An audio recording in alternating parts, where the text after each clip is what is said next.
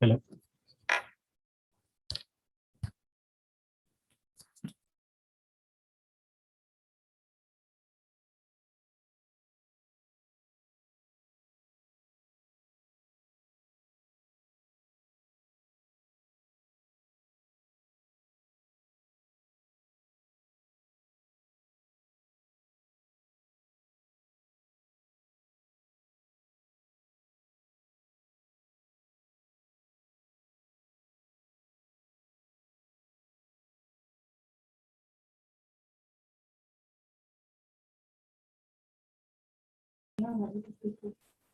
Good afternoon, everybody.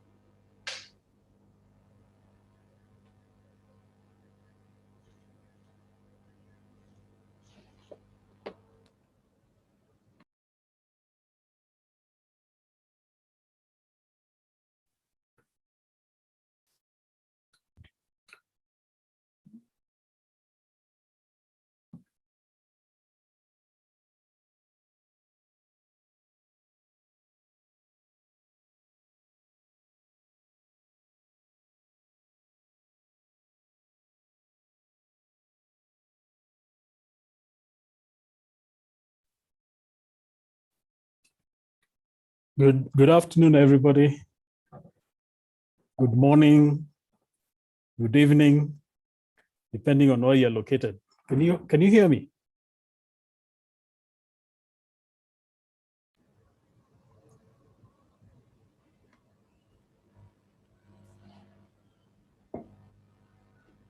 So welcome to this session, everybody. I'll start by, my name is David Wambua. I'm the head of marketing at NCIA. And I'll begin the session by introducing our moderator this afternoon. Our moderator is James Moruthi Kihara.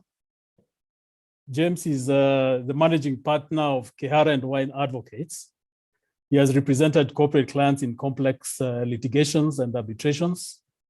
He's a former chairman of the statutory tribunal known as the Petitions Committee, and he's also a former chairman of the Chartered Institute of Arbitrators, Kenya branch. He regularly writes and speaks at conferences on arbitration and the public-private partnerships. He serves on several boards, both public and private, including our board at NCIA. James holds a master's degree in law and is also a chartered arbitrator and a certified PPP specialist. So without further ado, James, karibu.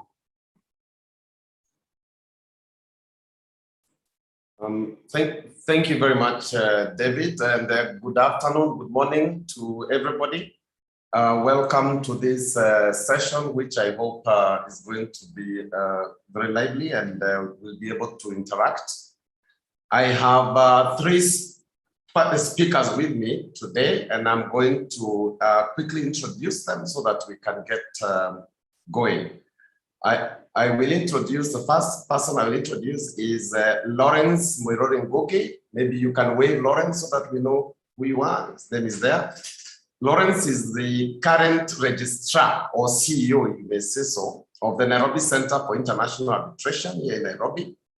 He is also an arbitrator and accredited mediator, and is a member of the International Council for Commercial Arbitration, and is a member of the Kenya's representatives to the UNISTRO Working Group 2 on Arbitration and Conciliation, and Working Group 3 on Online Dispute Resolution, amongst other appointments.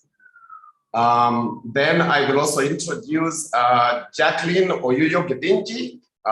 Jacqueline is the managing partner at the law firm at the law firm of Umsizi LLP that is based here in Nairobi, Kenya. And she has gained considerable experience in commercial law practice in close to 20 years practice. She is a chartered arbitrator and a certified court-accredited mediator, and she holds an MBA in global technology management. Jacqueline serves as a director on various boards, including the Nairobi Center for International Arbitration. The third speaker I'll introduce today is David Jugunante. David is an ADR practitioner and is an accredited mediator and an arbitrator of an arbitrator who is a fellow of the Chartered Institute of Arbitrators. David is a member of the State Corporations Appeals Tribunal and is also a member of the National Steering Committee for the formulation of the ADR policy appointed by the Honorable Attorney General of Kenya. David is the senior partner at Juguna and Juguna Advocates, where he heads the Dispute Resolution Department. David is a former council member of the Law Society of Kenya and the East African Law Society. Welcome, panelists. Now, without much ado, I think we'll go straight to today's discussion. And probably I'll start with David. Now, David, we have, of course, we have members of the Law Society of Kenya and other members and other stakeholders who may have joined us. I would want you to introduce today's webinar by telling us what is arbitration, and maybe probably you can contrast it with the litigation. Welcome, David. Okay. Thank you very much, moderator. Ladies and gentlemen, good afternoon, good morning, good evening from wherever you are tuning in from. It's a pleasure to be here and to be seated with such an able panelist. Yes, what do we understand by arbitration? About 8-10 years ago, when I was taught what arbitration and ADR is, I was told arbitration is basically when you hire a private judge. You settle that you want your dispute to be resolved by David, and you come to me, and we sit together and we agree. Where does it come from? Article 159 of the Constitution, 159(2)(c), provides the avenue, and this is the mother of ADR in this country. It talks about that there are various mechanisms other than the judicial system. There are other mechanisms that are available for the resolution of disputes. And it actually mandates the judiciary to promote such alternatives. And this includes arbitration, mediation, conciliation, adjudication, and or even TDRM's traditional dispute mechanisms. So after that, we now have it placed in the grand norm, that is the Constitution. Before even the Constitution, arbitration is not a new thing. It has been here. It has been here with us for quite a while. We have an Arbitration Act of 1995. And in the Arbitration Act, it basically defines what arbitration is. And it says arbitration is basically that which is administered by an institution and that which is not. What does that mean? Arbitration can take two angles. It can be ad hoc whereby parties privately decide that who will be their arbitrator, or they have an appointing authority, for example, NCIA, LSK, Chartered Institute of Arbitrators as the appointing authority. Once the appointment is done, then the arbitrator proceeds and does the proceedings on his own. Contrasting it with institutional arbitration is whereby there is an institute, like, for example, the center, the NCIA, that administers the arbitration. Administration means it offers support. So once there is a dispute, it is referred to the center. The center has a panel of arbitrators that it looking at the dispute and the competency of the various arbitrators in the panel, then it appoints for you the arbitrator, and it does not leave you at that point. It works with you until the conclusion of that. There is a great advantage into that. Today, there are a lot of complaints due to arbitrators who are ad hoc, and basically they are not conforming and to the ideals of arbitration, especially to the expediency of the arbitration. So whenever you have an institutional based, it will ensure that the arbitration is driven as per the ideals of what arbitration is. So contrasting arbitration and litigation. Litigation, of course, you know, it is the aspect of taking your dispute to court. One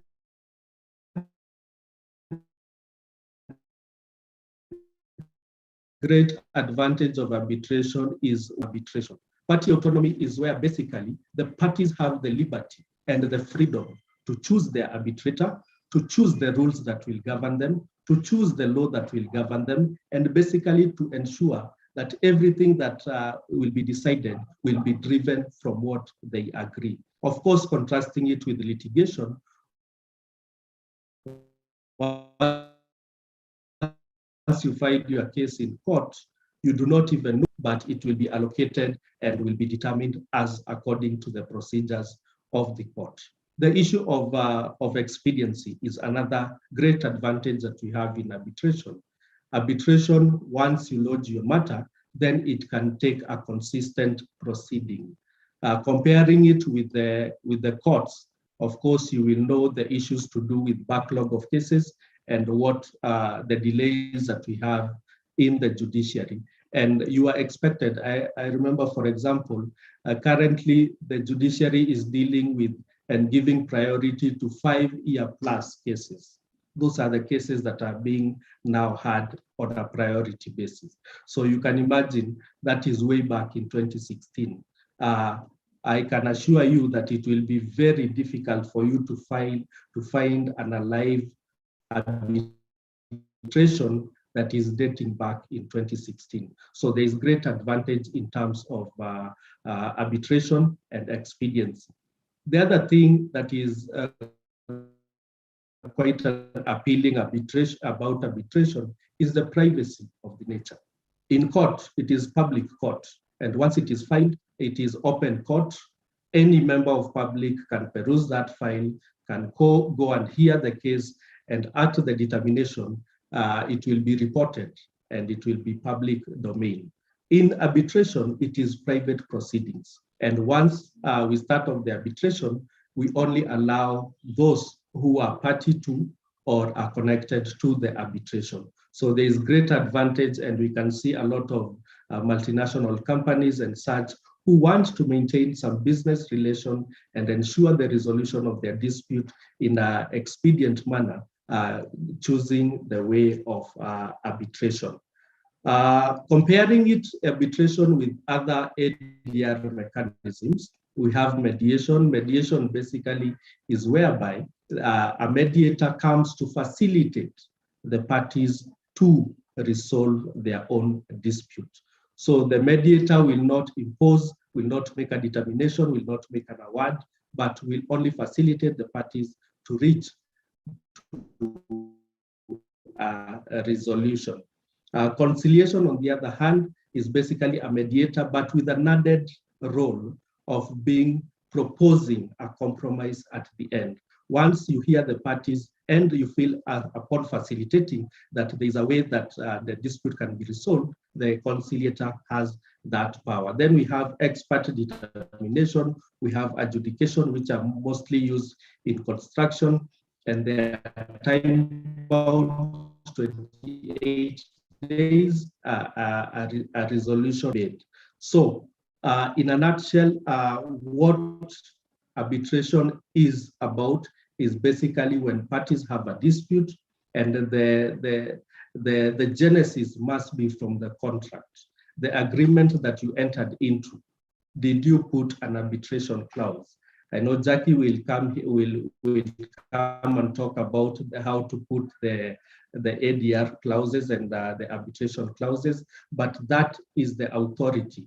Without that authority, without that clause, then as an arbitrator, I do not have the jurisdiction and I do not have the competency to determine the matter. So it starts right from when the parties come to your office as an advocate, as a litigant, as a party out there. It is important nowadays, and it is advisable that you put an ADR clause, an arbitration clause, to ensure that when that dispute comes, then there is that avenue of resolving the matter out of court and doing it by way of arbitration.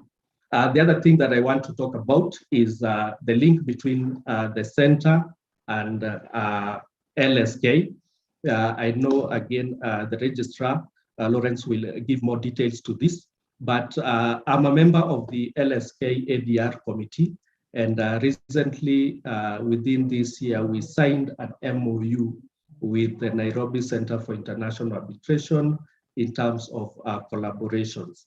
And I just want to highlight the importance of this MOU because it will be quite a game changer. And it is important that we as members, the lawyers, and the public at large, to get to know that actually these provisions are now available for us to use. The first aspect of the MOU is talking about collaboration in terms of policy and legal reform. And about policy is basically the LSK, we have that legal and technical knowledge about how to go about the ADR system. So if at all there is any ADR policies, laws, and everything coming across, then the center and the LSK have an understanding that they can be putting heads together and come up with proposals as to what are the best practices so that we can lead from the front in terms of ADR aspects in this country. The second one is the training facilities and the hearing facilities. I would encourage you to visit the NCIA. It has very, very state-of-the-art facilities that can be used by LSK members. If you have a dispute and you have opted the ADR mechanisms, this MOU is now giving us a platform that we can use the facilities of NCIA, of course, at an agreed subsidized rate, and you can resolve your disputes amicably. And the third one is sharing of the panel lists. And this is basically the panel of the ADR practitioners, ranging from arbitrators, mediators, conciliators, and all that. We know very well that LSK is an appointing authority, and mostly it has been practicing what I had defined as an ad hoc arbitration. This is an opportunity that now LSK can not only do ad hoc, but can also offer the opportunity for members to choose to institutional-based arbitration by partnering with NCIA, and also sharing of the list. Since LSK has its own list and NCIA has, they can always be sharing to ensure that the best and the competent arbitrators and mediators are appointed at any given time. Then we have the institutional administration, what I had mentioned. And the benefit of institutional-based arbitration is that your arbitration will be monitored by NCIA from the initial time until the penultimate stage of release of the award. So this is a big plus, and it will ensure, even as we represent our clients in these various arbitrations and ADR options, we have somebody, we have an overarching body that will be looking and ensuring that the technical, the support, and the administrative support will be there throughout. And then also there's also issue of promotion of ADR. In LSK, remember under Section 4, we have a mandate to advise the government in terms of policy, legislative, and otherwise. So we know that ADR has taken center stage in this country, and LSK is quite a big stakeholder in terms of being the body for the lawyers. So the NCIA partnership will usher in a new era whereby we will see our members being the champions of ADR and having that expertise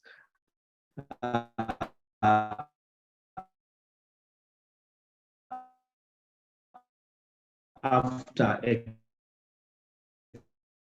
exchanging ADR to the next level. Use of their different websites and their different mechanisms of reaching out to the public will be of great use.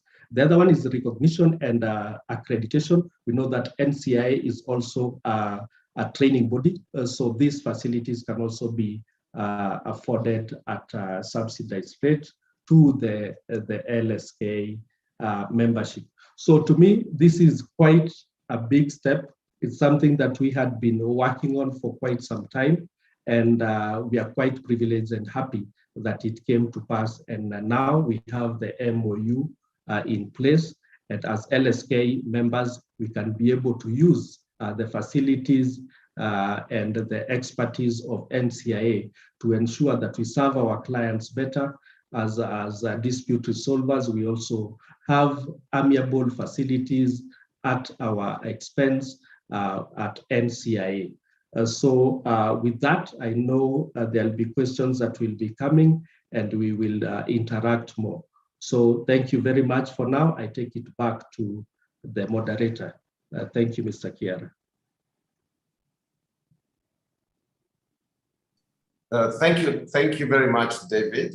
I forgot to mention that David is also part of the faculty at Nairobi Center for International Arbitration, and one of the mandates of the center is to train in ADR.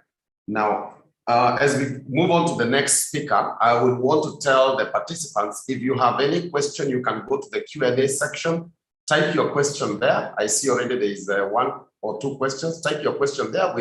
At the end, we are going to respond to your questions or your comments.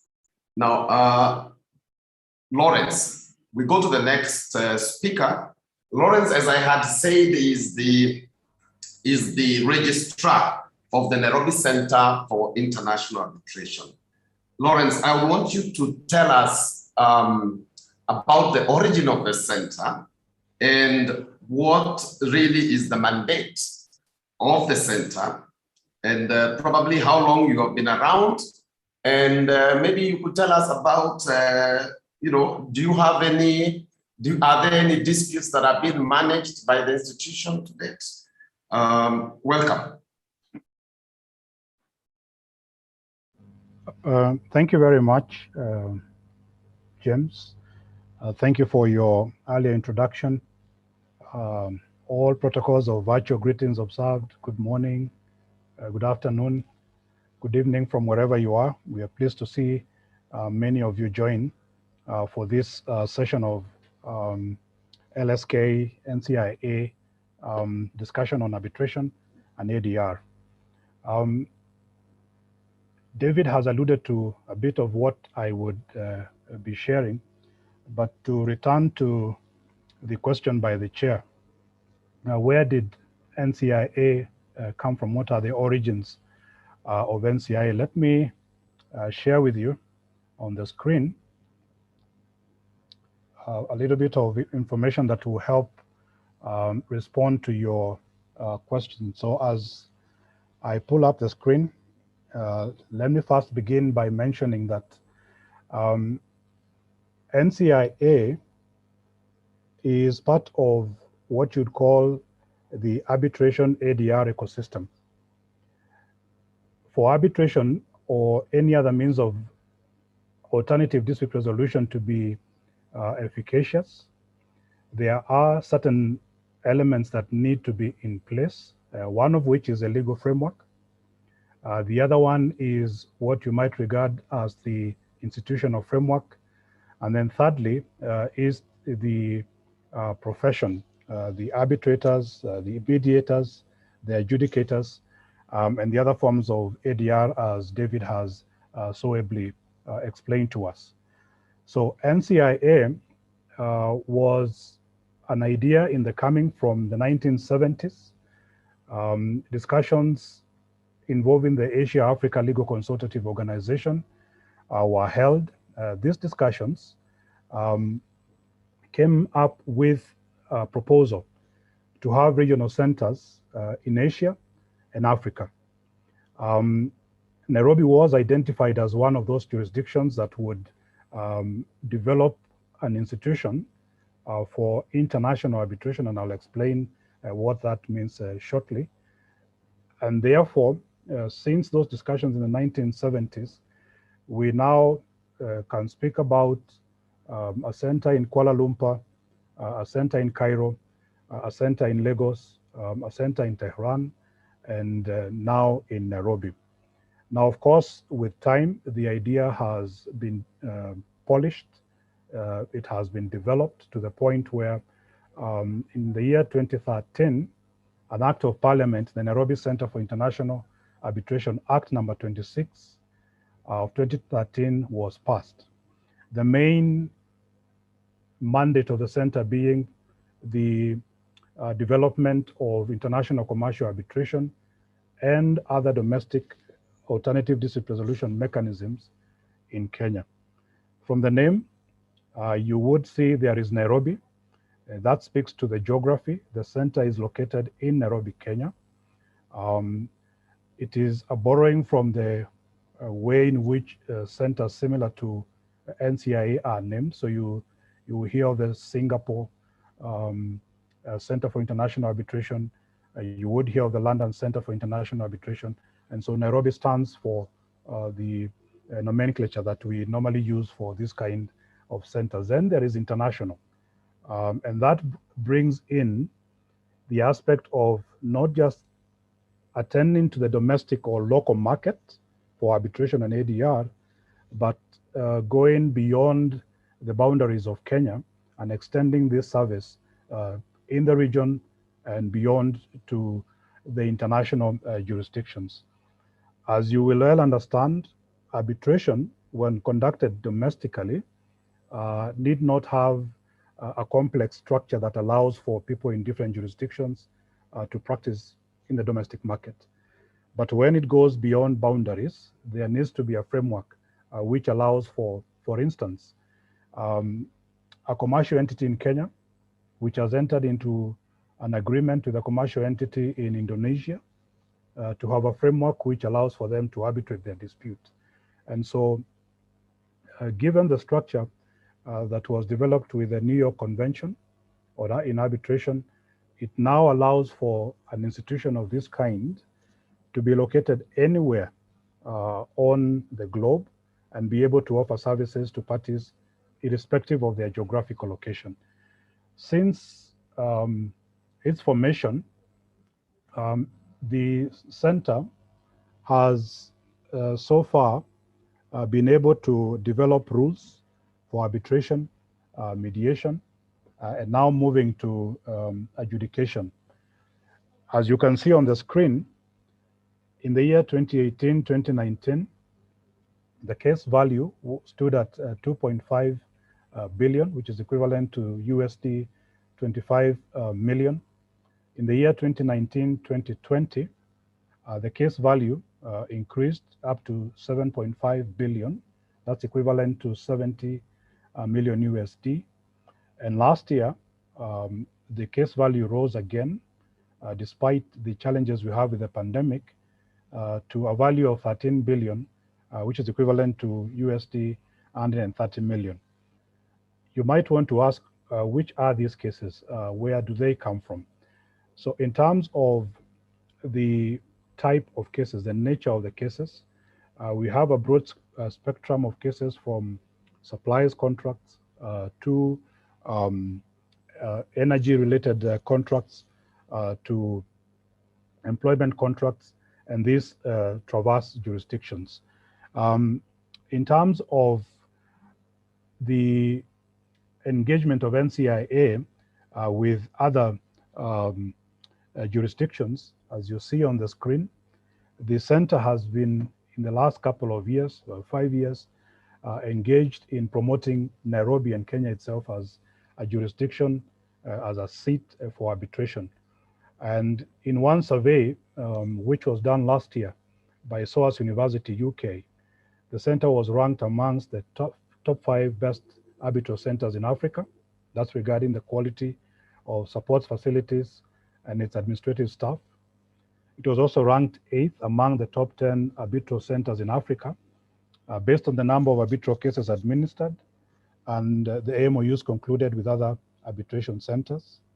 At the same time, it was ranked the top 5 among the top 5 arbitral centers in Africa that users indicated they would recommend to persons who are looking to access institutional arbitration. And then also in that survey, we were ranked among the top 5 arbitral centers with the best support facilities as chosen by the respondents. The others, of course, were IFSA of South Africa, the Cairo Center, which I've mentioned, the Lagos Center, and the CCJA of the Francophone countries. So in the 5 years we have been in operation, to answer your question, moderator, you can see the case load has been growing, including last year, which was a challenging year to conduct our services. And not only that, we've also grown to attend to the promotion of Nairobi as a viable seat for arbitration.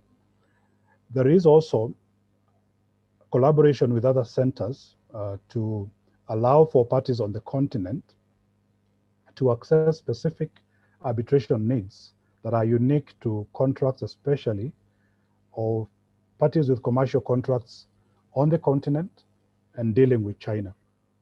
Admittedly, the volume of trade between countries on the continent and China has grown, and therefore a group of centers both in China and on the continent, Nairobi Center itself being one of them, have developed what we call the China-Africa Joint Arbitration Center Framework.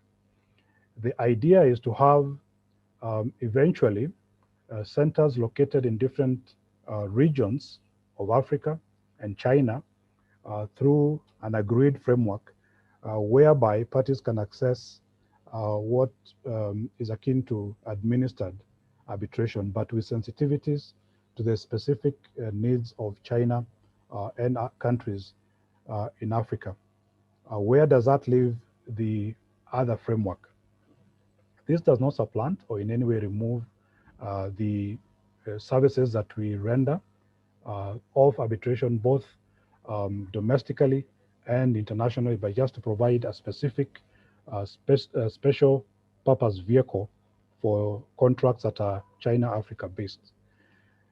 The structure that is already in place that deals with disputes of all kinds allows for us to administer, I think David mentioned this, arbitrations, mediations, whether they are domestic or international. So we have the Nairobi Center for International Arbitration Mediation Rules and the Arbitration Rules, which allow for parties to have a predictable, reliable procedure.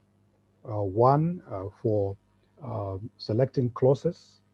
Two, when disputes do actually mature, to request the center to register their cases, and then from that point on to appoint the arbitrator to manage the dispute all the way up to the delivery of the award, which is typically what is referred to as administered arbitration. Alongside this, we have a set of other rules that allow for us to make it easier for parties to access our administered services, and that would include the simplified user guidelines. It include the code of conduct both for arbitrators and mediators, and then of course practice guidelines to especially cater for the need of practitioners in terms of they being able to conduct the cases of their parties more efficiently. Now, the arbitration rules in particular will enable arbitration of both domestic and international disputes. Similarly, mediation would allow for the conduct of both mediation and arbitration disputes that are either domestic or international. Within the rules, if I could briefly mention, there are certain unique features. So for instance, parties are allowed to exercise the principle of party autonomy. They nominate the tribunal. What the center does is actually then appoint the members who eventually are agreed. That means parties are not tied to the list of arbitrators or mediators that NCIA have, but they have that list at their disposal. At the same time, they, using the rules, can determine the language, they can determine the seat. There are certain things which are already predetermined, the costs, there's a schedule for the fees for the arbitrator, costs for the administration of the dispute. For arbitration in particular, there's a timeline for delivery of the award. For mediation, there's a timeline within which a mediation must be concluded. And what NCIA then offers is a neutral venue, whereby this network of participants in either an arbitration or mediation get administrative support. A case counsel is assigned to each dispute that we register. And so from the moment your case is registered with us, you have particular special attention to that case through the case counsel. All directions, all orders or communication from the parties to the tribunal are channeled through the avenue of the center. I can, for instance, mention one thing, seeing that some of you are counsel, and some of you might actually also be arbitrators or mediators. One of the ethos of either mediation of arbitration or arbitration is neutrality. And parties sometimes struggle with the aspect of, especially in the ad hoc arbitrations, the arbitrator also being put to the task of requesting for fees, writing to the parties to pay his fees. And sometimes you as counsel may be aware of what that means in terms of procedure, but your parties may not be. Now, that is one burden we have taken away from the process. We are the ones who will communicate between the arbitrator and the parties regarding issues, for instance, like fees. There will be questions about documents and filing of documents. The arbitrator will issue directives.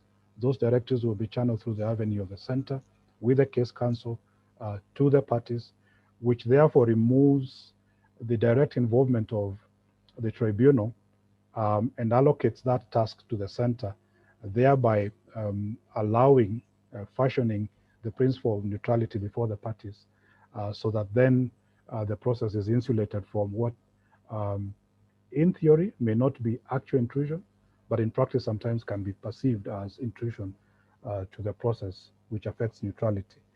And similarly, mediation. In addition to that, we also have a statutory power of appointment. So you will notice that in particular acts of parliament, NCIA has been given power to appoint arbitrators. This includes the Nairobi Financial International Center. The other one is the Post Bank, the Kenya Airports Authority, and the Kenya Ports Authority. What do I mean by that?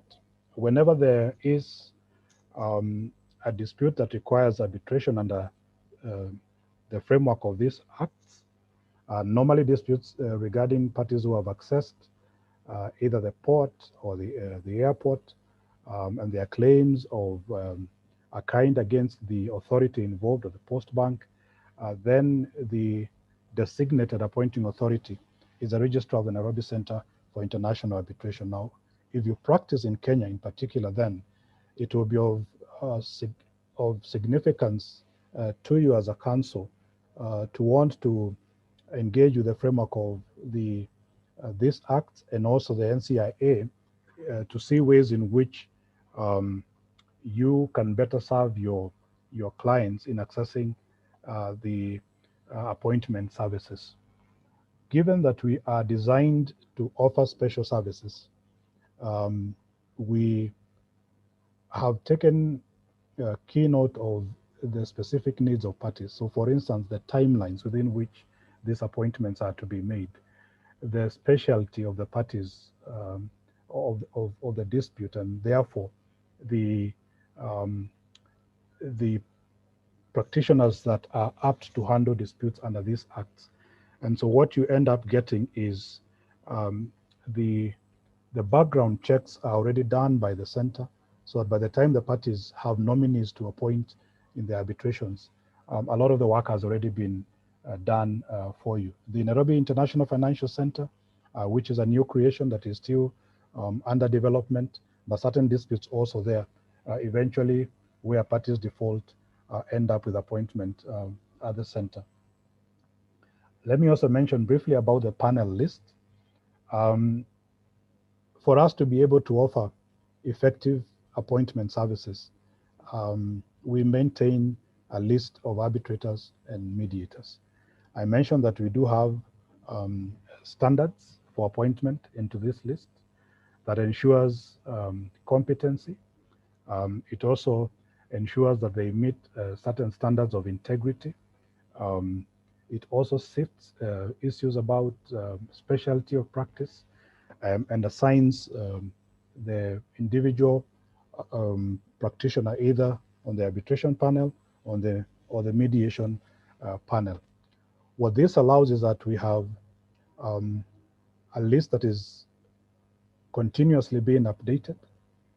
We have persons on this panel that you, the council, and your parties can access, either at request or at the point where there is the rule of default, where the center will appoint in case one of the parties or both parties default in appointment of the tribunal. A thorough process of vetting is undertaken by two committees of the board, so that eventually, at the time when we confer a person the title, if you so like, of an accredited arbitrator or mediator on our panel, we have applied this standard to each and every individual. And then, so that I return it to the moderator, we also offer auxiliary services in the nature of training in arbitration, mediation. Already there is a curriculum that is running. There are modular courses, which have already started. Coming week, another cohort of the module on arbitration will begin. And these services are meant to develop the capacity, both of you counsel and practitioners, to better provide services of arbitration and mediation. And then, as David also, of course, had mentioned, is a dedicated ADR center. So at the NCIA, we do have on offer hearing rooms, training rooms, mediation rooms complete with caucus rooms. We are located at the Cooperative Bank House, Haile Selassie in Nairobi, and these rooms are offered at your convenience online. The booking is done online. You provide the details of your need and the dates which you need to access these services. We have offered these facilities not just to parties locally in Nairobi, but through MOUs with other centers outside of Nairobi, outside of Kenya. For instance, the Permanent Court of Arbitration. There are cases which have been handled under the LCIA rules here in Nairobi, hosted at the center. So for those parties who are in a particular case are not utilizing our rules, they still are able to access our facilities, and that's part of what the MOU with LSK now ensures members of LSK can also access. So back to you, moderator. That is in brief NCIA. Thank you very much, Lawrence. Maybe, Lawrence, before I let you go, we had said that we can react to some of the questions at the end of the presentation, but some of them are, there are some questions which have been raised, and I think maybe one or two of them you have already addressed them, but we can just clarify that. We have on board, there is Jane Dungu, who asks, he requests that, he asks, how does one apply for training to become an arbitrator? So, I mean, how does he go about it? Of course, you have said you do training. Will you certify the arbitrators? Do your arbitrators get certified? And how does one go along getting that training? Together with that question, you can just, similar to one by Teresia Memia, who asked the same question about the training. There's a lot of interest about training. And she says that she has noticed their modules. Maybe you can just break it down briefly. Thank you. And thank you, Ndungu. If I can begin with your question. You'd want to know how to apply for the training and become a certified arbitrator, which also seems to be connected to the question asked by Teresia. How is the training conducted? And the fact that you notice, yes, there are modules. Yes, I said one of the mandates that the center has is not only to offer the administered services, the actual procedure for arbitration supported, but also to offer auxiliary services, those that go a long way in supporting an efficient system. And one of them is training. So after a careful 2-year process, we developed what we now regard as our training curriculum, which covers both arbitration and mediation.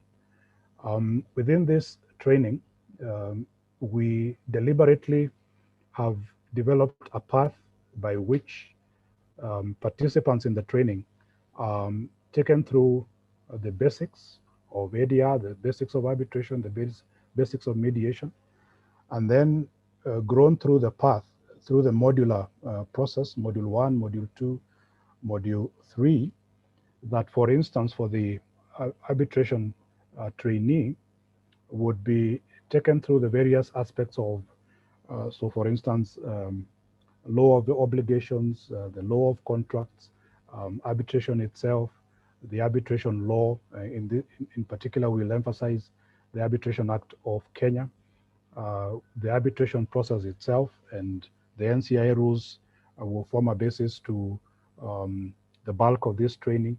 And then eventually, by the time they're getting to module, to the end of module 2 and module 3, there's the actual practice of the arbitrator, including the award writing, which is ever so quintessential in the process of arbitration.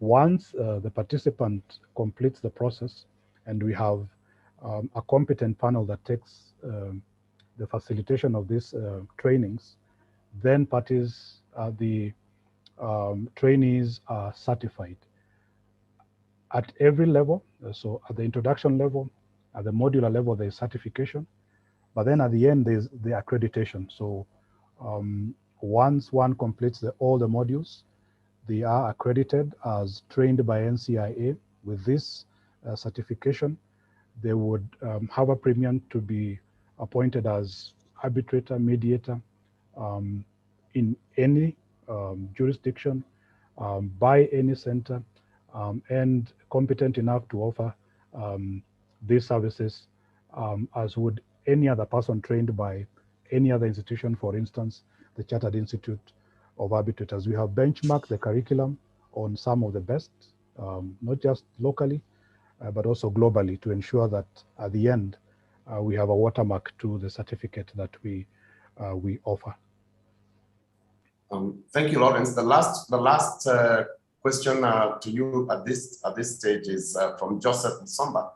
I think you had touched on it, but you can just clarify to him. He's asking, why call it Nairobi? Can it be changed to Kenya? Yeah. I know you joined the institution when there was already a statute with that name, but please say something to Joseph. Thank you, Joseph. I would have been surprised if the webinar ends without that question coming. for every trade and practice, there is often particular usage that develops. Now, an arbitration is not an island in that regard.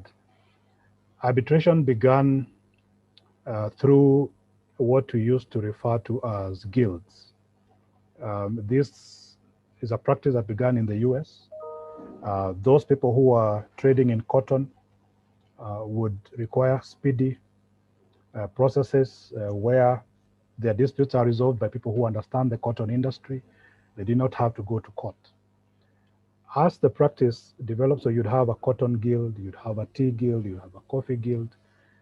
Eventually, the practice itself became identifiable with a location, a city. So for instance, London or New York and the rest. That practice was carried on in the mid-century when London Center for International Arbitration, for instance, was formed to handle the international aspect of the chartered arbitration then.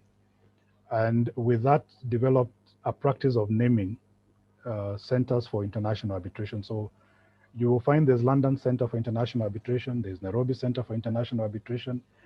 What that does is that it helps the practitioner especially have in their understanding of, or especially the seat of arbitration, where what law would govern by default is. So for one who is in this practice, they will know if it is Nairobi Center for International Arbitration. Likely, all things standard, the default seat of arbitration will be Kenya. And if it is Kenya, therefore, they would want to understand the arbitration law of Kenya. As I have, of course, mentioned, that is just a default seat. Parties are free to select their seat. It could be, for instance, Kampala, which makes it Uganda and the rest. So the name Nairobi is only following in a long practice, which meant that we did not want to reinvent the wheel. But of course, it accommodates the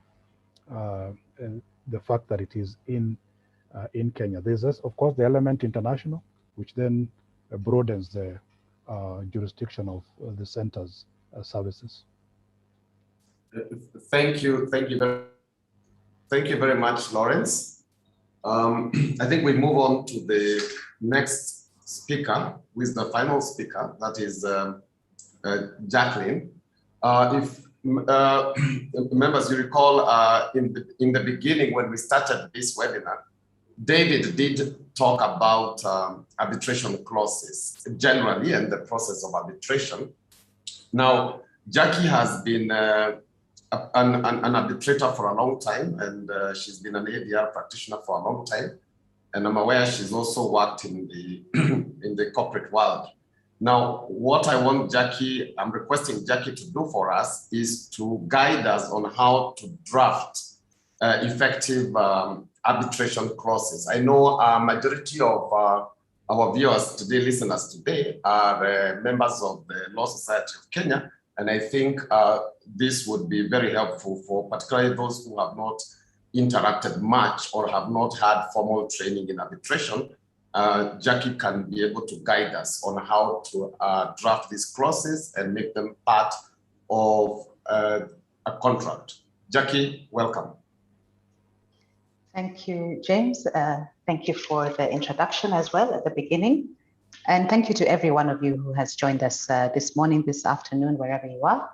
Really just to place the conversation that both David and Lawrence, who have spoken before me, in some context from a more perhaps specific point of view in terms of the arbitration agreement. So I am aware that many of you are legal practitioners. It would have been useful to know how many of you are actually legal practitioners. I'm aware also that some of you are dispute resolution practitioners. So a lot of what I'm going to say, you may have encountered either in practice or in the course of your training, either in your university training or in your postgraduate training, specifically also in your training as dispute resolvers. So allow me to start off by reminding us about the spectrum or continuum of dispute resolution. So many times people talk about this continuum as if it's hierarchical. So we'll talk about negotiation, we'll talk about mediation or conciliation, we'll talk about arbitration, adjudication, and then at the tail end of that conversation, we'll talk about litigation. So what I really want to emphasize as I start is that this continuum doesn't really rank dispute resolution mechanisms in order of the most effective. It really specifies or perhaps elaborates the ceding of control along that continuum. So you will recall that when David Njoroge began this conversation this afternoon, he spoke about the party autonomy. So when we talk about that continuum, what we are really saying is at each level of dispute resolution, at each type of dispute resolution mechanism, what is the control that the parties have in terms of resolving their dispute? So if we're talking about negotiation, for example, and many of you will either have drafted or witnessed these commercial contracts. And in the contract, typically, unfortunately, this clause, this dispute resolution clause, if you have a 50 clause contract, the dispute resolution clause will be number 49. And it will be the clause that you draft when you're fatigued, you've gone back and forth in terms of your negotiation with your counterpart, and you're just throwing in this clause at the last minute to close and sign. Sometimes referred to as the midnight clause for that very reason, because it's the clause we draft at the very end. So I want to encourage you today, even if it is the final clause that you're drafting, to give it a lot of attention, and we'll discuss why these clauses are significant in the course of my 20 or so minute presentation. So when you have a dispute resolution clause, I've already talked about the continuum. So essentially, negotiation gives parties more autonomy in terms of how they resolve their dispute. And as we move along that continuum, we'll typically head towards mediation or conciliation, where, as David mentioned earlier, you're bringing a third party neutral to facilitate your negotiation, not necessarily to give you a solution, but to help you work towards that solution. Moving further along that continuum, then we'll talk about arbitration adjudication. This is where you refer your dispute to a third party with the intention that third party neutral will give you a decision. So you can see already the party autonomy is a little less in terms of the outcome of that process. And then finally, litigation. And as you know, there, the judge has the final say. So when we talk about that continuum, a lot of people talk about it as if negotiation is at the one end and then litigation is at the other end. But there's also, if you are to extrapolate it, and I say this very often in all my presentations, you can actually decide to ignore the fact that you have a dispute even before you go to negotiation. You can just bury your head in the sand and forget you have a dispute or pretend that it doesn't exist. Not particularly helpful. At the outside of that, after litigation, you may decide to go to war. Again, not very helpful. So all that continuum is guiding your minds to is just the party autonomy at each stage of dispute resolution mechanisms. So with that in mind, and with that as the basis of our conversation, then a dispute resolution clause is really an agreement between the parties as to how they want their disputes governed. And they may very well start off by going along that continuum and saying, we'll use our best effort negotiations. If those negotiations fail within a specified time, we'll head to mediation or conciliation, as the case may be, especially if it's a labor dispute. You'll typically see conciliation being mentioned because that is the language of the employment statutes in this country. Beyond that, people may decide, we want to try arbitration, or if all else fails, we'll go to court. The skill of writing a dispute resolution clause is very much the skill of drafting a contract. So you want to be as succinct as you can be, as detailed as you can be, without going into a level of verbosity that then creates ambiguity or creates uncertainty. So at the heart of a dispute resolution clause is the fact that in addition to the party autonomy, you really want it to be clear what will happen in the event of a dispute. So think of it as, for those of you who are married or heading in that direction, your wedding planning. When you're planning a wedding, you don't think about the divorce. You should, but you don't. So this is the divorce planning within the wedding planning.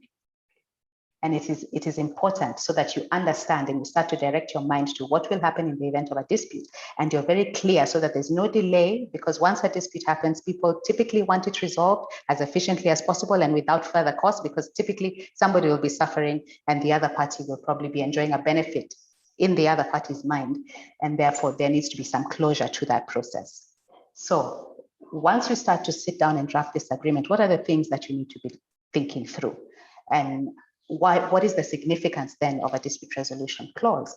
Well, first and foremost, as David already mentioned, our constitution in this country encourages the promotion of alternative forms of dispute resolution to the extent that they are not repugnant to our sense of moral justice. So already the courts have directed their minds towards alternatives. And why is this? Perhaps to control the number of cases going to court, and we've seen this even with the development of the small claims court, to control the types of disputes that are going to court. Those of you who are mediators or have trained in mediation are familiar with the fact that when mediation was first introduced as a court annex project, it was specific to commercial and family divisions, but has then moved on to other divisions. Also to control our behavior as counsel in terms of how we manage our clients' expectations, managing our own expectations as we're helping our clients resolve disputes. So ultimately, as counsel, you want to help your parties resolve their disputes. That should be at the forefront of your mind, even as you either are party to a dispute or as you are drafting these dispute resolution clauses. So the significance of the dispute resolution clause, to the extent that it is valid and enforceable, is that it then obviates the need to go to court unless and until that becomes necessary, and I'll explain that a little later.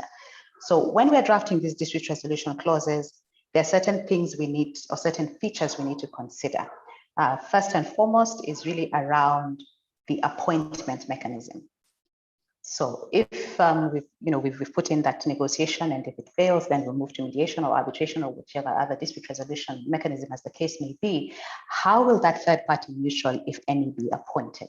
Who will be the appointing authority? Now, typically what you see, at least in this jurisdiction, is we will defer where there's a failure in agreement between the parties, we will defer to a professional body to help us appoint a third party mutual. Some of these professional bodies are the Law Society of Kenya, the Chartered Institute of Arbitrators, the Engineers Board, BORAC, and of course the Architectural Association of Kenya.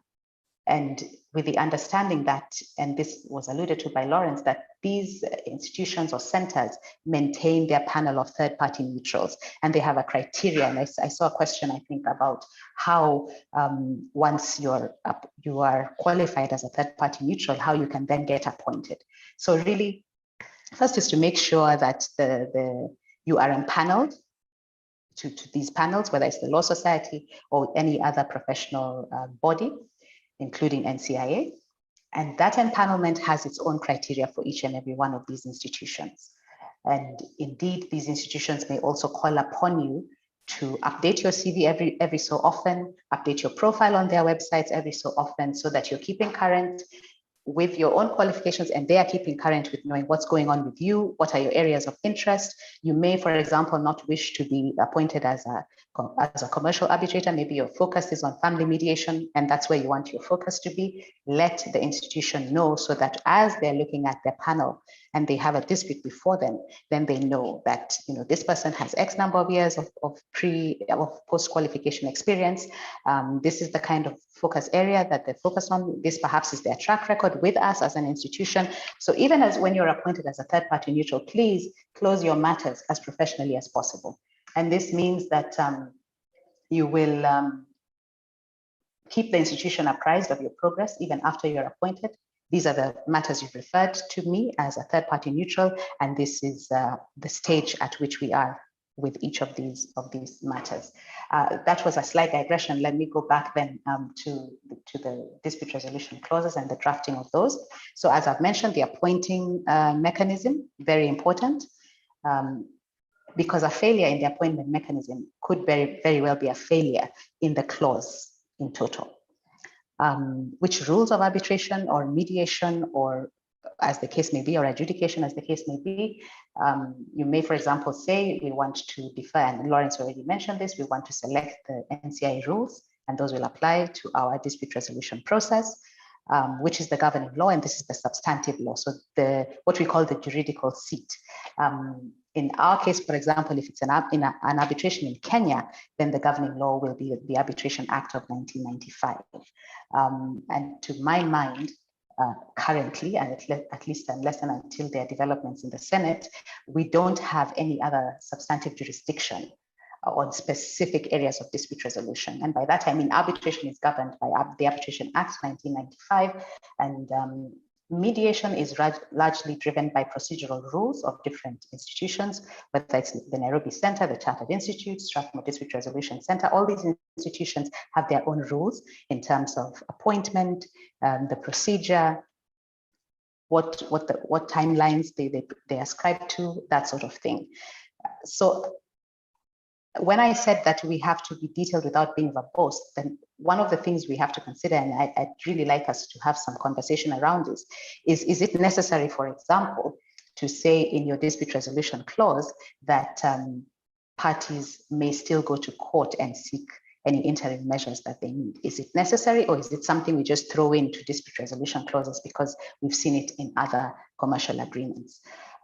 Is it sufficient that substantive law, for example, the Arbitration Act 1995, empowers parties under Section 5, Section 6 to still seek interim measures under the protection of the court, even as these alternative forms of dispute resolution are being pursued?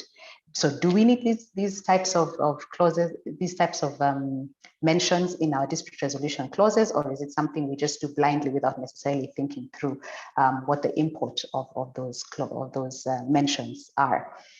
Do we also have to say that an arbitration will be final? And I know I'm opening up a can of worms in view of recent decisions of the Supreme Court, but do we have to say that arbitration will be final, or is it sufficient, for example, to rely on the provisions of the Arbitration Act 1995? So like I said, I want us to have some debate around some of these issues, because many of you are practitioners and many of you are experiencing this on a day-to-day in terms of some of the matters that are either before an arbitrator or have been sent to mediation. The other thing in terms of the dispute resolution clauses that I typically see are a whole conversation around costs and which party will bear the costs. Typically, again, what I have seen there is that each party will bear their own costs. However, in this jurisdiction, we know, and it is very trite law, that costs follow the event. So is it necessary to say something about costs in the dispute resolution clause, or is it something we want to leave either to the parties at the tail end of their process, whatever that dispute resolution process is, or indeed to existing statute or established law on how costs will be treated?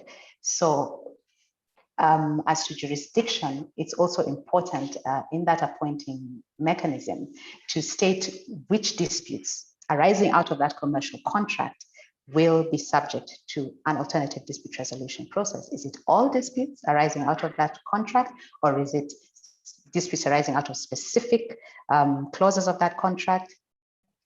Again, it's for the parties to decide, and it is really for you as the counsel informing those parties and advising those parties to determine whether it is indeed all disputes or disputes arising out of specific clauses of the underlying commercial contract. As David mentioned earlier, your dispute resolution clause is the arbitration agreement or the mediation agreement or the adjudication agreement. So it is essentially that party autonomy being expressed insofar as how you want your disputes resolved in the event that they arise. A lot of times the question arises then, if your commercial contract doesn't have that dispute resolution clause, can you still refer your dispute to a system outside of the court system? And the short answer is yes. Because even after the dispute has arisen, you can enter into an ad hoc agreement. An ad hoc in this sense simply means it is not contained within the commercial contract, the underlying commercial contract, but it is arising out of that contract. And therefore, any dispute arising, or indeed specific disputes arising out of that contract, will be referred to a third party neutral to help you determine your dispute. Once the decision is rendered, whether it is in the form of a mediation settlement agreement or an arbitration award or an adjudication, then what is the import of that on the relationship between the parties? And this is where you get into the realm of enforcement. And if you go back to what I mentioned at the beginning about the continuum, enforcement will largely depend on the dispute resolution process that you have selected. So if it was a negotiation, then it's assumed that people have shaken hands and they have signed on it in terms of a negotiation agreement arising out of that dispute resolution process. Similarly, with mediation, you will perhaps enter into a mediation settlement agreement, and it could be on all the issues or on some of the issues. It really just depends on how that process has run its course. In terms of an award, an arbitration award, it can be challenged if it does not deal sufficiently with the subject matter. And this is why an arbitration agreement is important in the context of a dispute resolution clause.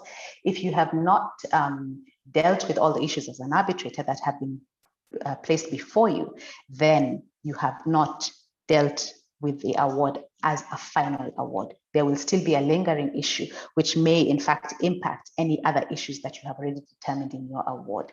So really important to think through what the dispute resolution mechanism is and which laws apply to that dispute resolution mechanism, if any, which procedural rules apply to that dispute resolution mechanism, how you are applying them in the context of your particular process, because rules will sometimes give you leeway in terms of choosing everything or choosing certain aspects or excluding certain aspects of those procedural rules to the extent that you are not then damaging the whole process, for lack of a better word. I want to stop there so that we can then have a conversation around some of the issues that I have raised and some of the debate that I hope I have elicited. So I will hand it over back to you, James, so that we can then continue the conversation. Thank you. Thank you very much, Jackie. Definitely, you have elicited some responses. We're going to get to them. But Jackie, before you react to the questions that are on the Q&A section, I want you to kindly just say something about you're an advocate in practice here in Kenya, and you're an arbitrator. What happens when the dispute resolution clause is not drafted properly and then a dispute occurs? So that, because a majority of our listeners are advocates, so what is likely to happen? So please tell us.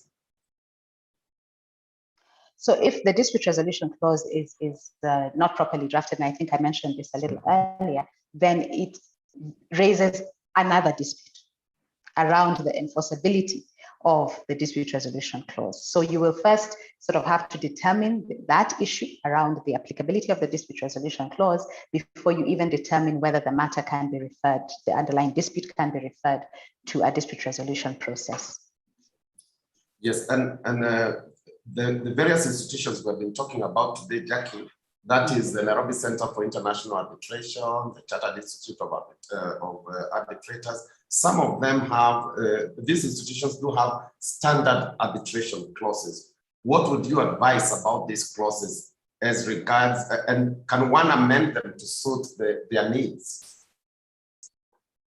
I believe you can, in the spirit of party autonomy. You can decide which of those standard clauses will apply to your particular dispute resolution agreement and which of those you'd want to exclude.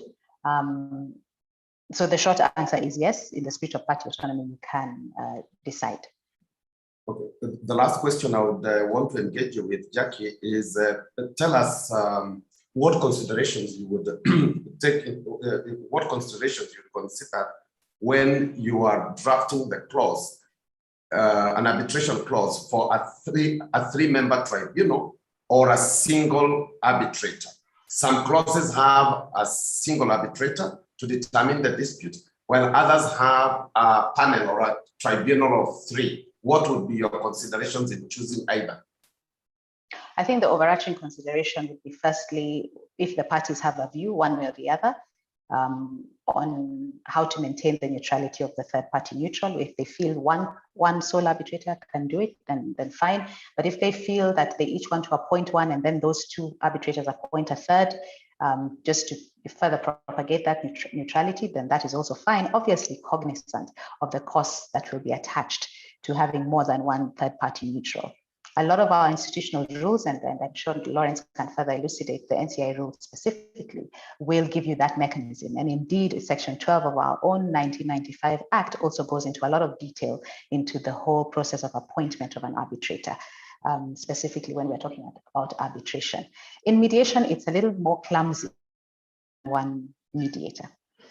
For the simple reason that the mediator does a lot of work in terms of building rapport with the parties, in terms of having their own sense of which direction the mediation is heading and how they want to then handle any impasse or any deadlock.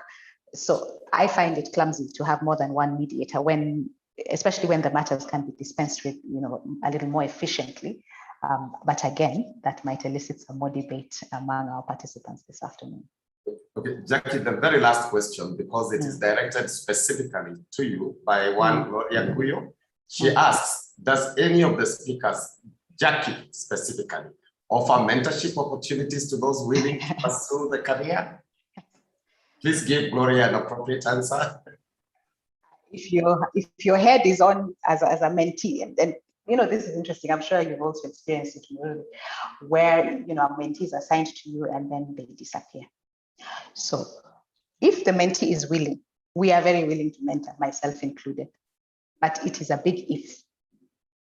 Yes, and maybe we'd add to Gloria, other than the mentorship, of course, we'd have to first undertake some training in arbitration, probably at the Nairobi Center for International Arbitration or at the Chartered Institute. Then you move on to the second level, which would be mentorship. Now, we have a couple of, so we have dealt with a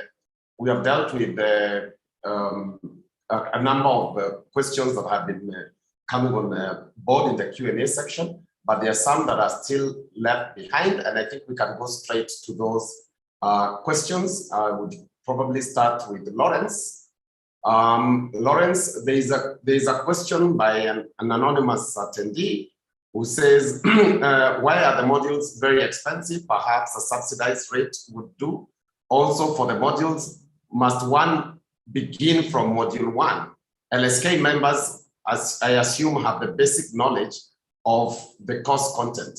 At least as we get along this webinar, we have participants who are on your website and they're seeking information there and answers from you now. Lawrence? Okay, thank you, James. Let me begin with the second part of the question. Must one begin module 1, especially if one is a member of LSK? The curriculum is so designed that at least the introduction, which is a beginning, those who have qualification in law, for instance, members of LSK, would get an exemption from the introductory course. Module 1, on the other hand, is different because some of the course content is not only just the elements of law that are dealt with, but is specifically designed with arbitration or mediation in mind. So if you are like me and many of us who might be listening this afternoon, whereas we did go through law school, and that includes a university, and did courses in law, very little of it was tied specifically to address the question of arbitration and ADR. So that when you look at the content, although it may talk about a subject you probably would be familiar with, there's the, if you want so to call it, the adds-on, which specifically focus the content to prepare you for module 2 and module 3 with regards to arbitration and mediation. So it will not be time wasted. It will actually be time gained when you see the theoretical bit of the law being applied to arbitration or mediation. So that may be one of the answers I could give. On the question of why is it very expensive, maybe I may want to mention, if for instance you look at the costs of the courses we are offering currently on our calendar, virtual training, we have taken into account that this is being conducted on the virtual platform, and the rates in terms of the virtual training have significantly been subsidized to remove the overhead costs that would obviously be associated with in-person training. So already we have considered that and factored it into the pricing.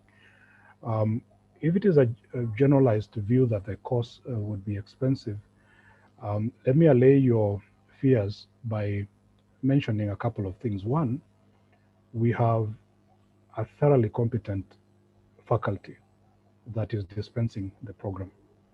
Secondly, we have ensured that our costing is literally almost to ensure that we meet the costs of delivering the course content. We would even go further to want to offer this cost at perhaps just to meet our costs. But obviously, for us to continue to develop a world-class curriculum that can compete fairly, that assures you that you have a watermark at the end when you're certified, there is a cost to it. And what we have ensured is that we have maintained the bare minimum costs that would allow us to offer you a course content that is comparable to perhaps none in the coming future. Okay. Thank you, Lawrence. We have another question by one of the participants who asks, are there any links between NCIA and government? Because in some government contracts, the seat of arbitration is not with NCIA. Please speak to how power plays also affect the seat of arbitration, especially in international contracts, and how can the seemingly weaker party navigate to ensure they get a better deal, because a party in Kenya choosing New York, for example, is very costly. Lawrence? Okay. Let me go back to something Jackie mentioned. Please. The crafting of an arbitration clause must include both the honeymoon and the divorce. Preparation for both the honeymoon and the divorce. When parties enter into agreements, contracts, whether local or international, at that particular time, obviously, what is in mind is a financial economic benefit that the contract is likely to confer on either of the parties, whether they're two, multiple, and the like.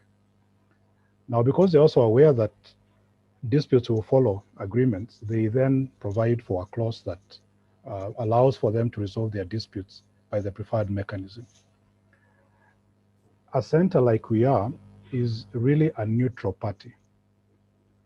We form the third axis of the triangle in the event that parties will have a dispute. So we are not stakeholders in the sense of the eventual outcome of the resolution of the dispute. The only interest we have in the dispute is to see that the process is managed and the parties leave with the product they expect at the end, which is an award, and to ensure that the award they have is enforceable. Now, who actually arbitrates, for instance, if it is arbitration? The center, even at the point of appointment, only will determine the tribunal members as a default mechanism. So first, the first instance is the parties themselves who will nominate the arbitrator. If there are three arbitrators, each party will nominate their arbitrator. Those two arbitrators in most instances will appoint the chair of the tribunal. And what remains for the institution, that's NCIA, to do is to manage, to administer the logistical aspects of the disputes. That way, If the question is, does NCIA have any particular inclination to either of the parties, you realize that the default mechanism already removes NCIA from a stake in the actual outcome of the dispute. These nominated arbitrators eventually will hear the dispute, they will consider the evidence, they will write an award, and that award eventually will be handed back to the parties. NCIA has not played a decisional role. So irrespective of whether the party is the government of Kenya or a private party, the NCIA has only been involved in that case purely as a conveyor belt who is a specialist in offering an administrative and management process, which actually is an add-on both to the parties and to the tribunal. So, that's one element. Will there be contracts, for instance, that involve government of Kenya where NCIA is not the center? Very likely, because just like in any other contract, I am sure both parties will have exercised their mind into the choice. There will be considerations that they give thought to prefer one location as opposed to the other. However, it should also not be a surprise where a contract where the government is a party includes NCIA, because then I believe both parties or the multiple parties involved will have also answered the questions necessary to settle on a particular center. Finally, moderator, this is not unique. I would mention, for instance, LCI, which is the London Center for International Arbitration. The UK government, like any other government, has specifically given guidelines, a circular to its institutions, that the first preference when it comes to selection of a center for arbitration in contracts involving agencies of the UK, of the Her Majesty's government, is LCIA. Now, what they are not saying by such a guideline is that NCIA necessarily will favor. In fact, it cannot, because it doesn't determine the dispute. And so similarly, there should be no reason why the government of Kenya, or any other party for that instance, should not be at liberty to appoint NCIA as a center in its agreements, knowing very well that at the end of the day, NCIA, in terms of the decisional aspect of the arbitration, has absolutely zero role other than to administer the dispute.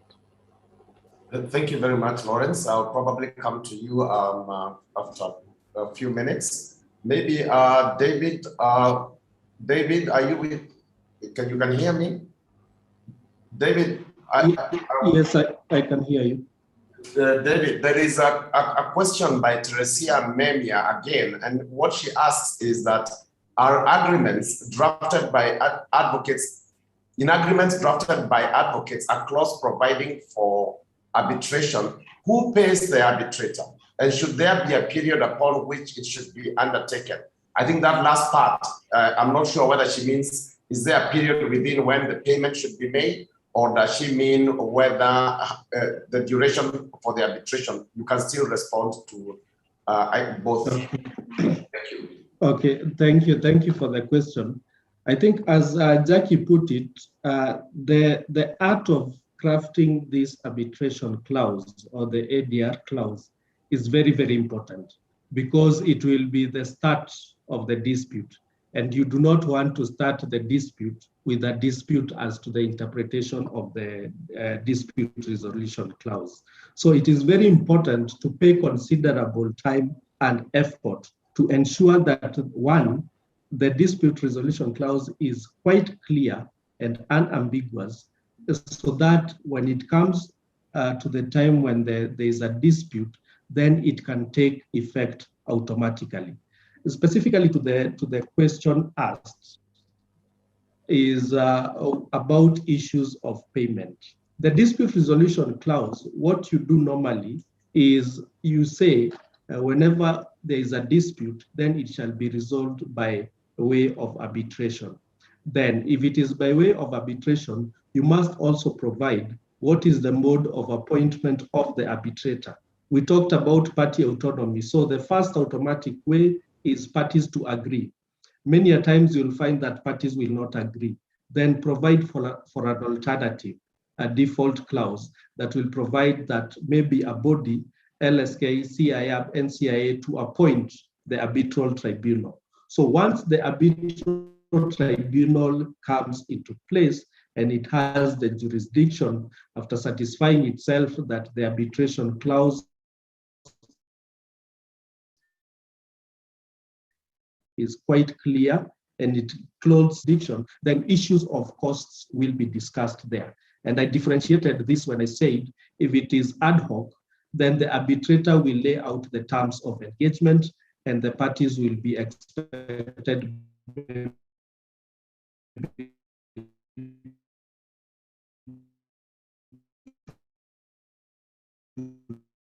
put in a deposit, will give you the hourly rate of the arbitrator, and then the parties will be expected to pay. If it is an institutional based argument of chasing you the parties to pay, and will be able to give the terms of reference of and the parties will pay to the center, then the center will pay the arbitral tribunal. I hope within that I have been. Thank you, David. That is very. You have answered the question very well, and I hope the participant is satisfied with that answer. Now, Jacqueline, we have a question from Jacqueline. Jacqueline asks, Jackie, I have seen some contracts making reference to ADR in general. If there is a dispute, which form of ADR will be applied? In addition, how can one determine or help his or her client determine the most appropriate form of ADR for dispute resolution process in the contract? Thank you, and thank you for that question, Jacqueline. So you're saying that there are contracts which have just referred to ADR in general. It seems to me then that is an ambiguous dispute resolution clause, to the extent that it does not identify which is the preferred means, if any, of dispute resolution. And also, as David has immediately just said, how the third party neutral will be appointed. So there's no harm, and this applies also to the question, Janet Wakabi, that you have asked. There's no harm in entering into what we call a post-contract dispute resolution agreement, which then goes into a little more specifics of the dispute resolution process. So do the parties want to, in the case that you've indicated, Jacqueline, do the parties want to try negotiation and then move to another type of dispute resolution mechanism that includes a third party neutral? If they do, how will that third party neutral be appointed? And what period, within what timelines do they want these appointments to be made? And if there's failure between the parties to agree, do they want to refer then to an institution to make those decisions for them, so to speak, in terms of determining the rules that will apply to the dispute, and also, or rather the resolution of the dispute, and also the means by which that third party neutral will be appointed. So it is perfectly in order to enter into a post-contractual dispute resolution agreement. I hope that answers that question. Thank you. Yeah, thank you, Jackie. Related to that is a question by Faith Niba. And Faith asks, in the event parties are unable to agree on an arbitrator and they proceed to request either NCIA or the Chartered Institute of Arbitrators to appoint the arbitrator, who is expected to pay the relevant institute to enable them make the appointment? Is it the claimant or the respondent? Jackie, please. Okay.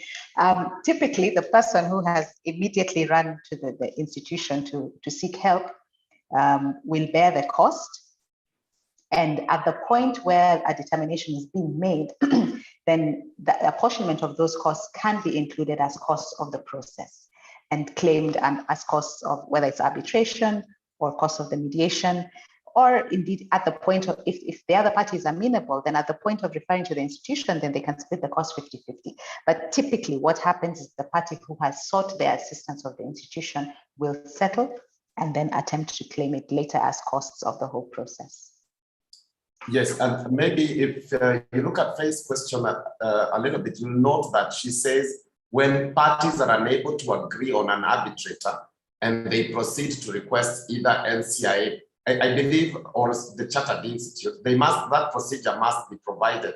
Who is the appointing authority? Because it's entire clause, the one what you took us through earlier on. So I think Faith would need to look at the clause more and see what does that arbitration clause provide for. Does it provide for one party to?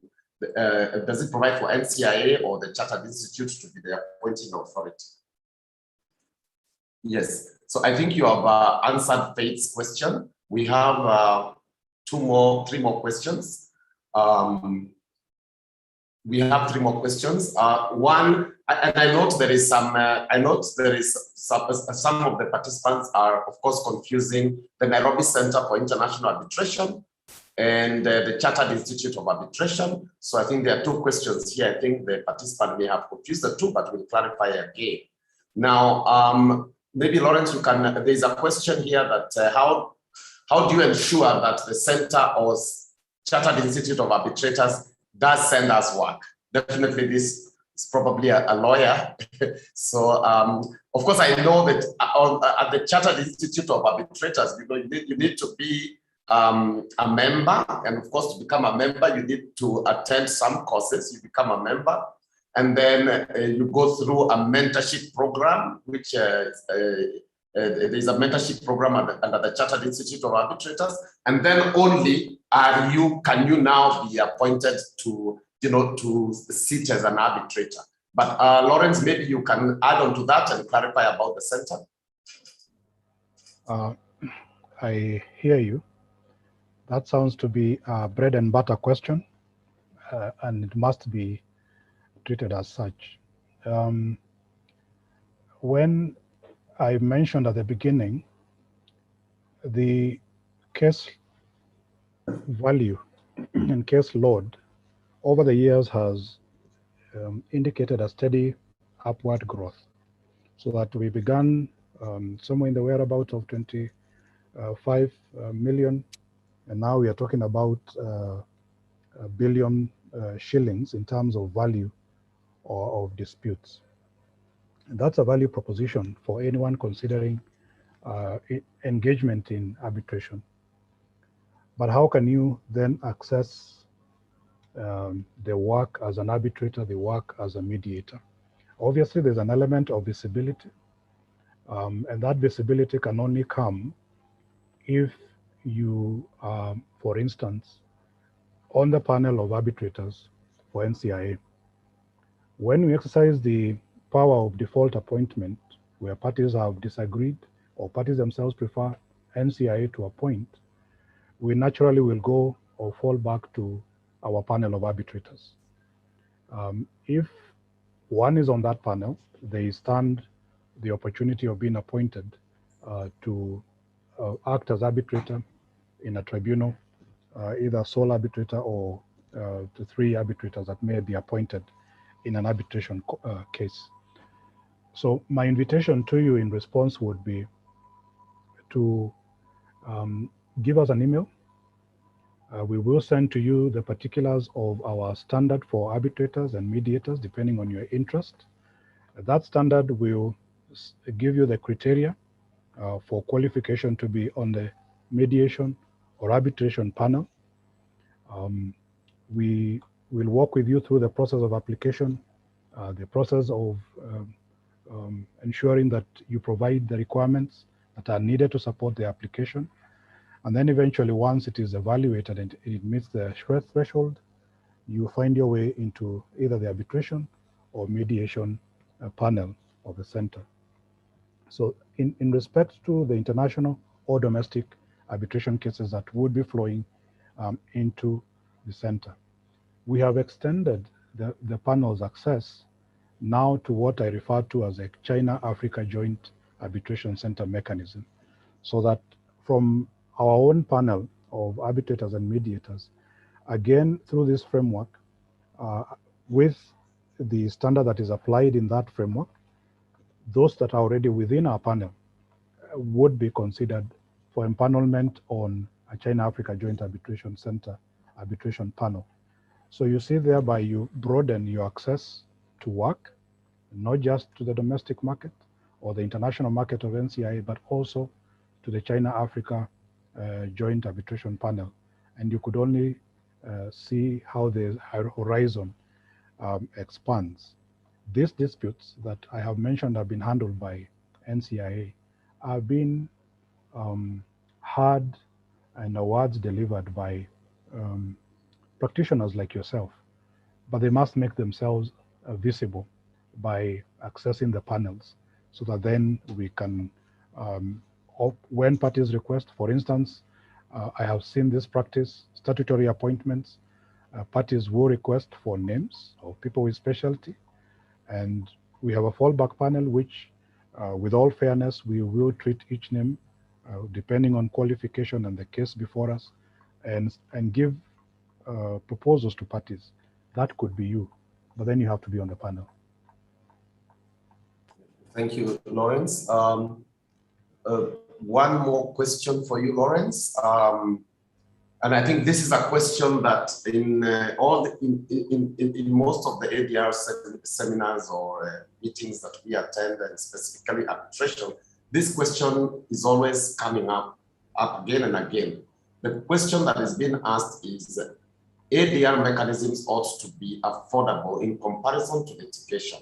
However, the fees, especially the institution fees and the arbitrator's fees, makes it astronomically higher, making it less accessible. Is there a way to bridge this gap? Probably, Lawrence, you can start by telling us whether it is high or not, and then maybe we can go to the second part of that question. Then we'll go to the final question. Okay, again, when you think about actual costs, research has been done that has shown that in the whole, the largest percentage of fees paid by parties by involving themselves in arbitration often will go to legal fees. Administration fees that are paid, for instance, to an institution, and auxiliary services that normally will accompany the hearing facilities, transcribers, and the rest, normally will account for about 2% to about 7%, and the rest is basically legal counsel fees. So let me begin off by saying it's good to break down the components so that you see where the actual costs go. How expensive or how much we spend on a particular case will depend on many factors. One of them is a question that had been asked earlier. How many members do you have in your tribunal? So if it is a case where there are 3 members in the tribunal, which could have ideally been handled by 1 member, that can affect the costs.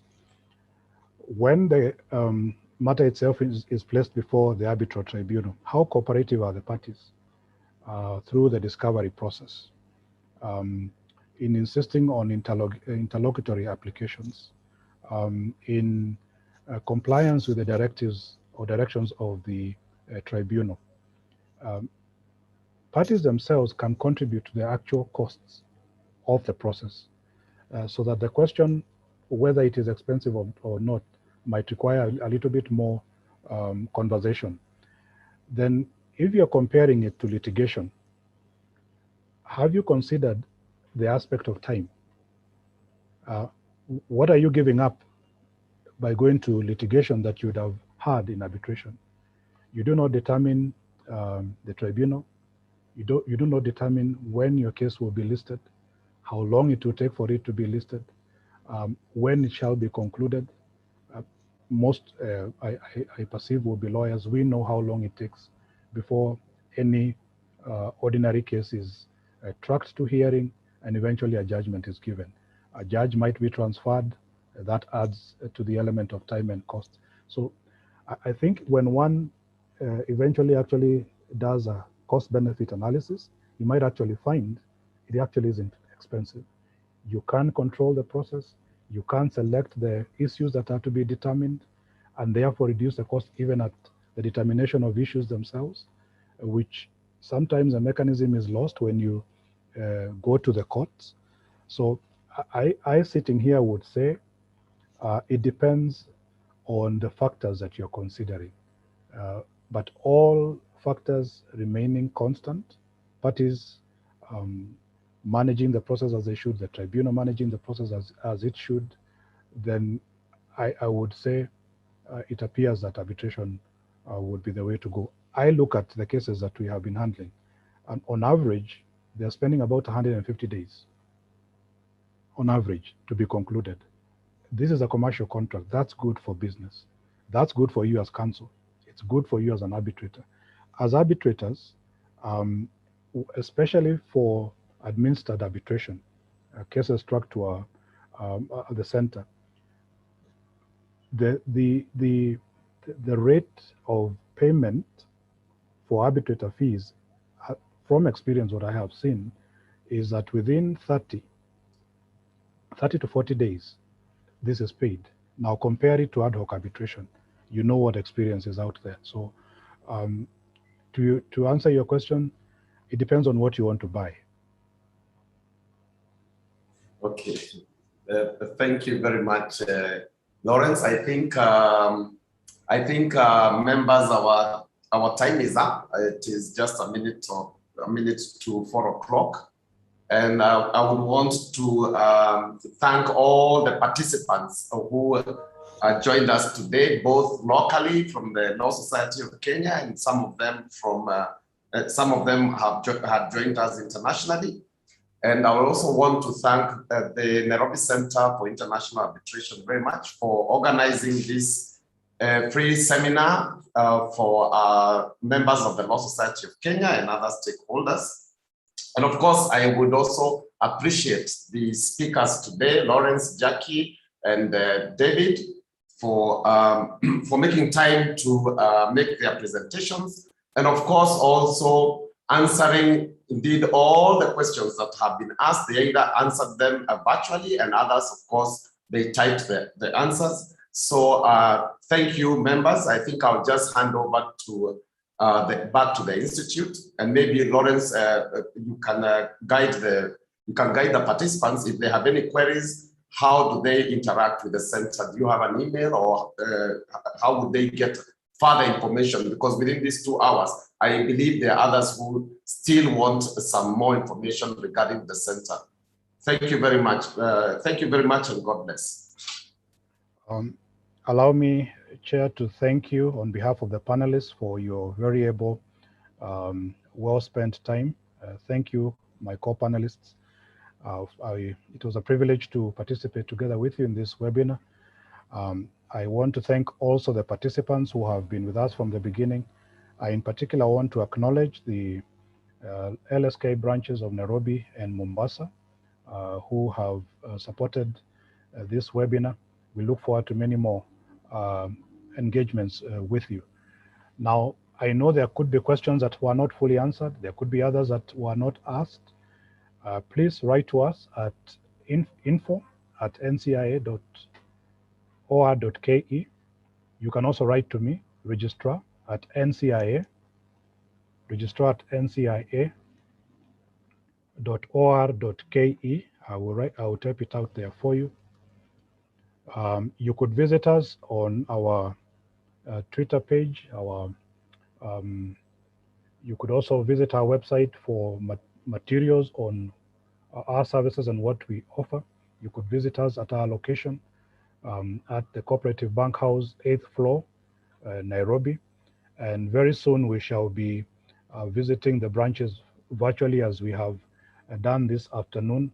And so we hope to interact more with you, especially on the training. We already have a calendar that's on our website, on our Twitter handle.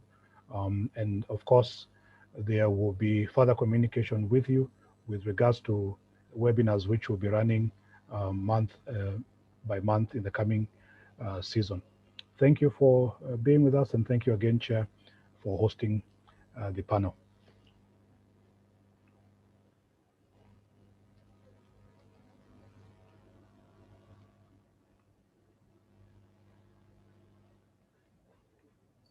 Thank you very much. I think now this event, this seminar now has come to a close, and have a good day. Thank you. Thank you. Bye. Thank you. Bye. Bye, thank you.